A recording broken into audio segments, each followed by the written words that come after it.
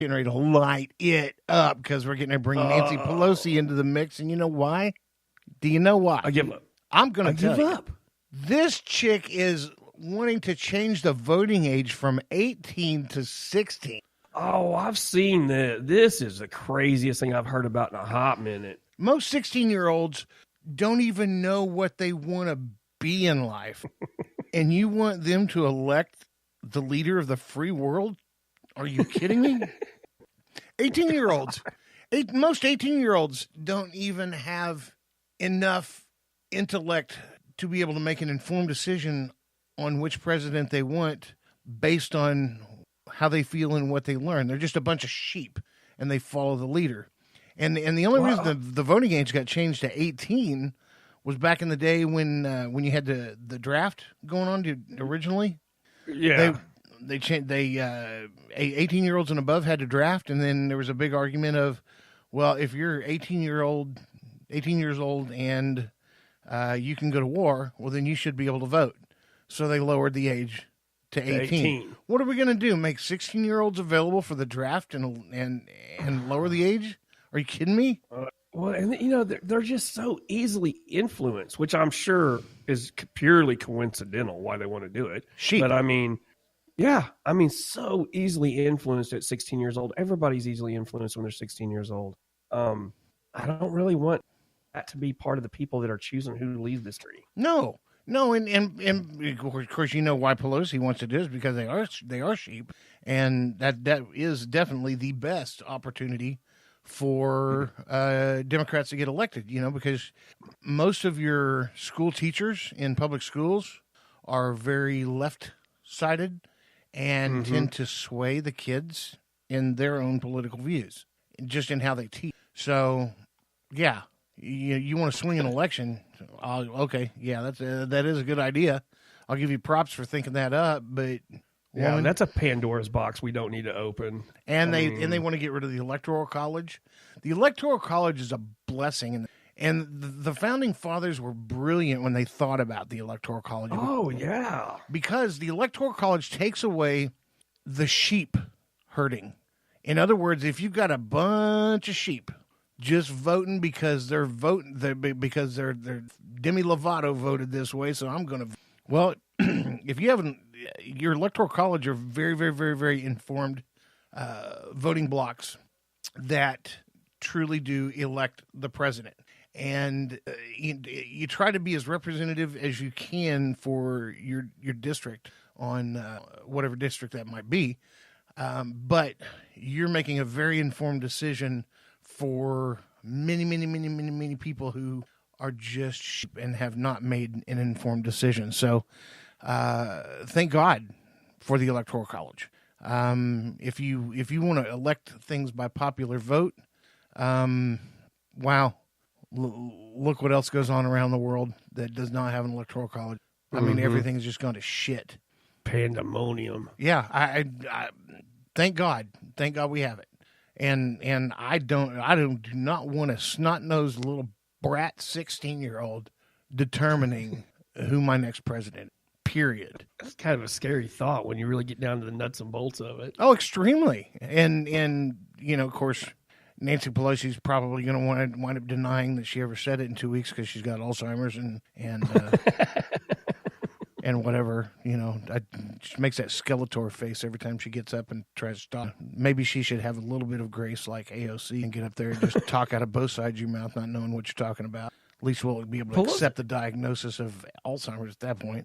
Pelosi, yeah, she always looks like she's chewing on sunflower seeds, too. Yeah, she's Skeletor, dude. Something weird, man. Something weird inside that head. Going on. Yeah. Something weird going on there. For sure. You know, this last segment that I want to do on the podcast is pretty much everything that Shiner and I are about. We're about positivity. We're about putting quotes online every day. Something to follow, something to be inspired by. We have a mantra within our company. It's our slogan, and it's 3 words. It's 3 words and 3 periods. Do epic shit. That's it. That's all it says. And it says everything in those 3 words. Do epic shit. Don't waste the day. Don't waste your time. Don't waste somebody else's time. Do epic shit. There are people in this world who have influenced me and who have influenced Shiner that fall right into that mantra. Let me give you a company's mantra and see if you can guess who I'm thinking of. Okay, are you ready? I'm ready. Work hard, stay humble. Oh man, that's one of the best slogans I've come across in a long time. Danny Dreyer. Yeah, Danny Dreyer from Dixon Flannel. Who Dixon Flannel? Please Throw your boys a bone. throw us a bone. We tout you because we love you. We want you to tout us because you love us. And you know what? We might even be the first to send you swag. How about that? Cash me outside, Danny. I got your swag.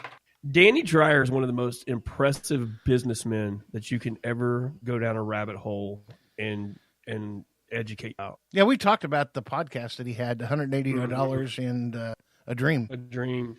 And it's a great podcast. If you have any dealings in business at all, and most of us do in some way, shape, or form, find that online. That podcast has their own website, which is $180andadream.com.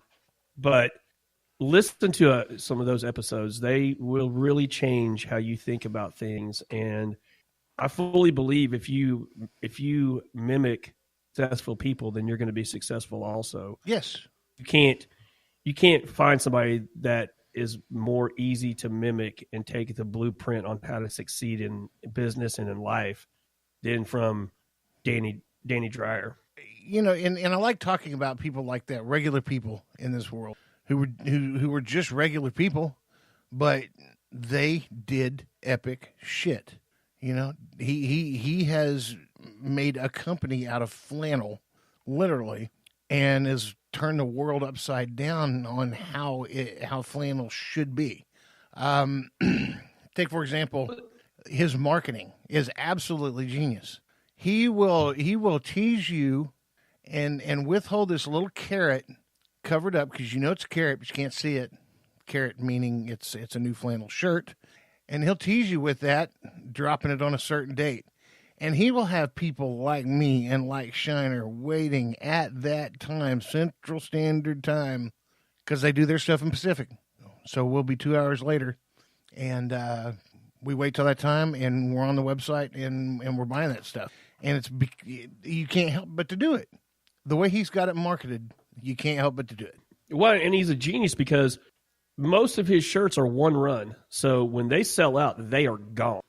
And you may find them on eBay for an extraordinary amount of money, but he will sometimes bring out, he will do, anniversary issues of certain colorways and stuff. But I mean, for the most part, once they're gone, they're gone.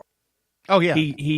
He's got a knack for finding companies to collaborate with and bring out special Snap-on. He does a Snap-on shirt.